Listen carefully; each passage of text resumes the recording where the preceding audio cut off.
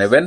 অনেকেই আমার কাছে জানতে চেয়েছেন যে রবিবার মানে শনিবার দিবাগত রাত্রে, যে লিটারালি রবিবার, তখন যে জামাতে ইসলামের সাথে সেনা প্রধানের যে গোপন মিটিং হয়েছে সেই মিটিং এ কি আলোচনা হয়েছে।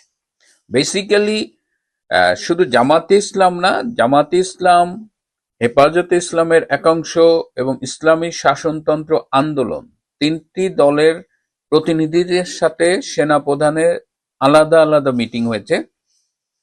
এই মিটিংটার কারণ হলো যে আপনারা জানেন যে 21শে মে যে সেনা দরবার হলো, যে আর্মির অ্যাড্রেসটা হলো, এবং সেখানে সেনা প্রধান যে স্ট্যান্ডটা নিয়েছেন নির্বাচন অনুষ্ঠানের ব্যাপারে এবং অন্যান্য করিডোরের ব্যাপারে, স্বাধীনতার চেতনার ব্যাপারে, তো সব মিলিয়ে এটি ডক্টর ইউনূসের অন্তর্বর্তীকালীন সরকারের জন্য একটা অস্বস্তিকর অবস্থা ছিল, এবং ডক্টর ইউনূসের উপদেষ্টারা বেশ ভয় পেয়ে গিয়েছিল সেনাপ্রধানের এই স্ট্যান্ডে, এবং ইউনূস সরকারের পতনের মতো একটা পরিস্থিতি তৈরি হয়েছিল, এবং যার ফলে আপনারা জানেন যে ডক্টর ইউনূস পদত্যাগের মতো একটা সস্তা নাটক করে লোক হাসিয়েছিলেন। যাই হোক, ডক্টর ইউনূসের পক্ষ থেকে এই জামাতে ইসলামী এবং আরো দুটো রাজনৈতিক দল তারা সেনা প্রধানের কাছে গিয়েছিল বেসিক্যালি মধ্যস্থতা করতে। তারা এই সরকার এবং সেনাবাহিনীর মধ্যে সম্পর্ক যে টান টান একটা উত্তেজনা সৃষ্টি হয়েছিল সেই জায়গাটা ইজি করতে গিয়েছিল।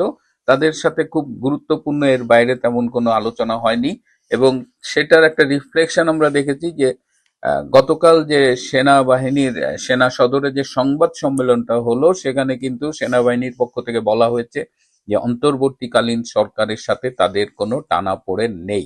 এই এই এই বাক্যটাই তাদের ওই মধ্যস্থতার ফসল। যদিও সেনা সেনা সদরের প্রেস কনফারেন্সে যে বিষয়গুলো নিয়ে কথা হয়েছে সেখানে আমরা খুব ক্লিয়ারলি দেখতে পেরেছি যে সরকারের সাথে টানাপোড়েন আছে কি না।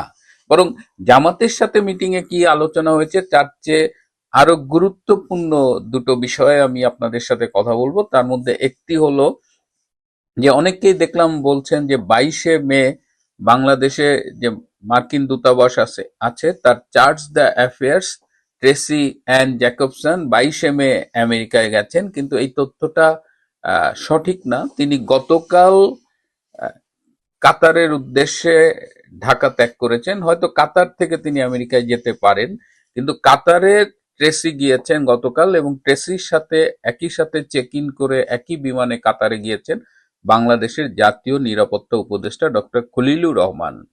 আমার সূত্র জানাচ্ছে যে কাতারে ট্রেসি, ডক্টর খলিল, ওপেন ফাউন্ডেশনের প্রতিনিধি, জাতিসংঘ মহাসচিবের একজন প্রতিনিধি এবং সিআইএ, মার্কিন সিআইএ এর প্রতিনিধিদের মধ্যে একটা মিটিং হওয়ার কথা। বাংলাদেশের যে করিডোর নিয়ে যে অচল অবস্থা তৈরি হয়েছে সে বিষয়ে একটি মিটিং হওয়ার কথা। এদিকে জামাতে ইসলামের একটি প্রতিনিধি দল বৃহস্পতিবার কাতারে যাবে।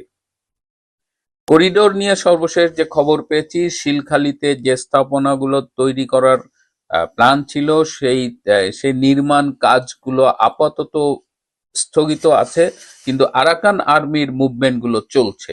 সুতরাং এখন এই কাতারের দোহায় কি আলোচনা হবে সেটি একটা গুরুত্বপূর্ণ বিষয়, কিন্তু ডক্টর খলিলের মন ভালো নেই। ডক্টর খলিল যেভাবে ভেবেছিলেন এবং ডাস্টবিন শফিক যেভাবে বলেছিলেন যে আমাদের সবকিছু করার ম্যান্ডেট আছে, বন্দর দিতে পারবো, করিডোর দিয়ে দিতে পারবো, এবং ডক্টর খলিল যেভাবে লাফালাফি করছিলেন করিডোর নিয়ে, যেহেতু তারা কাঙ্ক্ষিত সাফল্যটা পাননি এই জন্য তারা একটু বাটে আছেন। বলা যায় doctor Khalil is in trouble. কিন্তু এর চেয়েও আরো গুরুত্বপূর্ণ একটা বিষয় আপনাদের সাথে একটু শেয়ার করি। আজকে সকাল 10:15 থেকে 11:10 পর্যন্ত সেনাপ্রধানের সাথে বিভিন্ন ক্যান্টনমেন্টের যিনি প্রধান যারা থাকেন জিওসি তাদের একটা মিটিং হয়েছে, এবং এই মিটিং এ খুবই গুরুত্বপূর্ণ কিছু আলাপ হয়েছে। আমার মনে হয় যে এই আলোচনাগুলো আমি এখনো কোথাও দেখতে পাইনি, এবং আমার সূত্র আমাকে নিশ্চিত করেছে, এবং আমি এটা 2 দফায় ভেরিফাই করেছি। সো তাদের আলোচনার বিষয়গুলো সম্পর্কে আমি একটু বলবো, এবং এটা মনে হয় যে আমাদের সবার জন্য জানাটা জরুরি।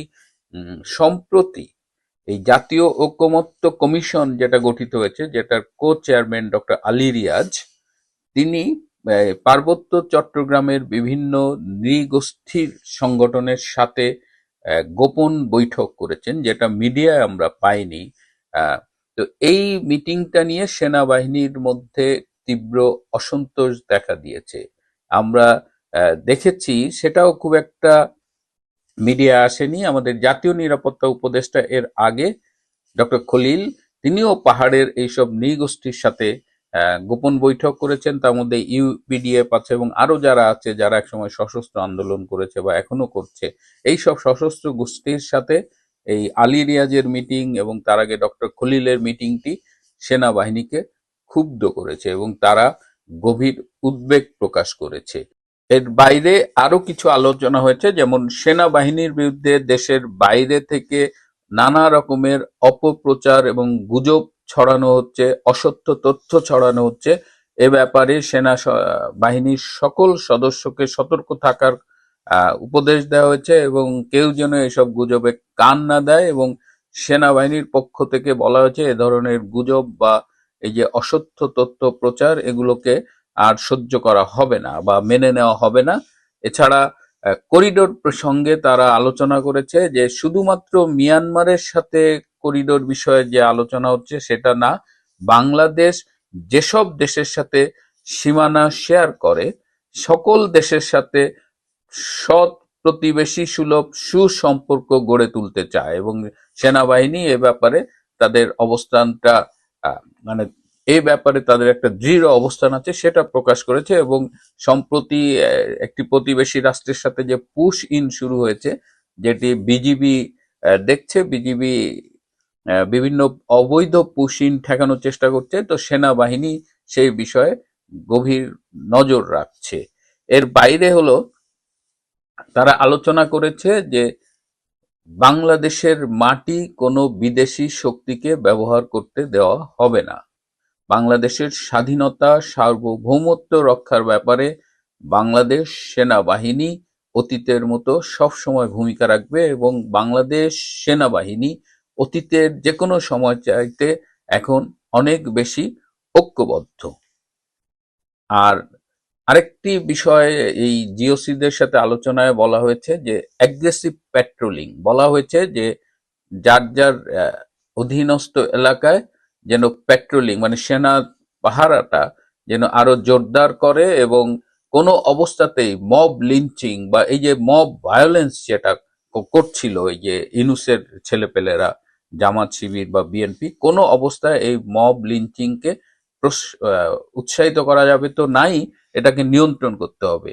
এর বাইরে এই যে বিচারালয়ে যে বিভিন্ন অভিযুক্তের উপরে যে হামলা হচ্ছে সেটি নিয়েও জিওসিদের মিটিং এ কথা হয়েছে এবং বলেছে যে বাংলাদেশের প্রতিটি নাগরিকের আইনি সুরক্ষা পাওয়ার অধিকার রয়েছে, সুতরাং এই যে আদালতে অভিযুক্তদের উপরে হামলা করা, এটি বন্ধ করার জন্য সকল জিওসি কে অনুরোধ করা হয়েছে। এবং সবাই বলা হয়েছে, উদ্বেগ প্রকাশ করা হয়েছে যে সরকারি যে প্রশাসন সেটি সারা দেশব্যাপী মোটামুটি এক ধরনের স্থবির অবস্থায় আছে এবং এখনো এই প্রায় 9-10 মাস হয়ে গেল কিন্তু পুলিশ এখনো সম্পূর্ণ ফর্মে ফিরে আসতে পারেনি। এটা নিয়েও একটা দুঃখ প্রকাশ করা হয় যে পুলিশ এখনো ফুল ফর্মে ফিরে আসতে পারেনি। এছাড়া আরেকটা খুব ইম্পর্টেন্ট ইনফরমেশন, সেটা হলো যে আপনারা জানেন যে কদিন আগে আমি বলেছিলাম যে আমাদের সেনা প্রধান জেনারেল ওয়াকারের আমেরিকায় একটা সফর ছিল, কিন্তু শেষ মুহূর্তে তিনি সেই সফরটি বাতিল করেছেন। সেখানে আমরা জানতে পেরেছি যে জেনারেল ওয়াকার যদি আমেরিকার সফরের উদ্দেশ্যে বিমানে উঠতেন তাহলেই তাকে কোনো না কোনো ভাবে দায়িত্ব থেকে অপসারণ করা হতো বা বরখাস্ত করা হতো, এরকম একটা প্ল্যান ইনুস সরকারের কাছে ছিল। কিন্তু যে মুহূর্তে জেনারেল ওয়াকার এটি জেনেছেন তিনি তার আমেরিকা সফর বাতিল করে দিয়েছেন। আর একটা বিষয় হলো যে আর্মির পক্ষ থেকে যারা যখনই মিডিয়ায় কথা বলেন সকলকে অনুরোধ করা হয়েছে তারা যেন ভেরিফাইড ইনফরমেশন প্রোভাইড করেন, অর্থাৎ কেউ যেন কোনো ভুল তথ্য প্রচার না করেন।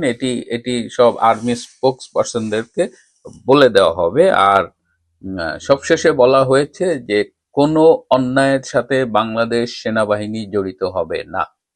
আমার কাছে মনে হচ্ছে যে এই যে জিওসিদের সাথে মিটিং এ এই যে ডিটেলস আলোচনাগুলো হলো, এটা খুব ইম্পর্টেন্ট। আরেকটা হিন্টস আমি আপনাদের দিয়ে রাখি যে আপনারা জানেন যে সেনাপ্রধান জেনারেল ওয়াকার ডিসেম্বরের মধ্যে নির্বাচনের ব্যাপারে খুব দৃঢ় প্রতিজ্ঞ এবং বলেছেন জানুয়ারির 1 তারিখে তিনি নতুন সরকার দেখতে চান।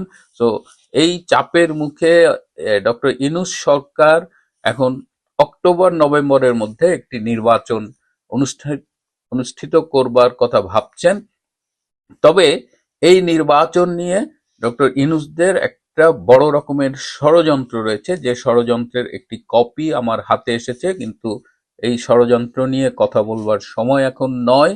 আমি শুধু চাইবো যে নির্বাচনের তারিখটা ঘোষিত হোক এবং তারপর দেখা যাক। তবে শুধু মনে রাখবেন যে আগামী নির্বাচন নিয়ে ডক্টর ইউনূস কিন্তু একটা বিশাল মেটিকুলাসলি ডিজাইন কনস্পিরেসি করে ফেলছে, যেটা আমাদের অনেকের হাতেই আমি বিশ্বাস করি, আমি যেহেতু পেয়েছি আরো হয়তো 2-3 জন পেয়েছে।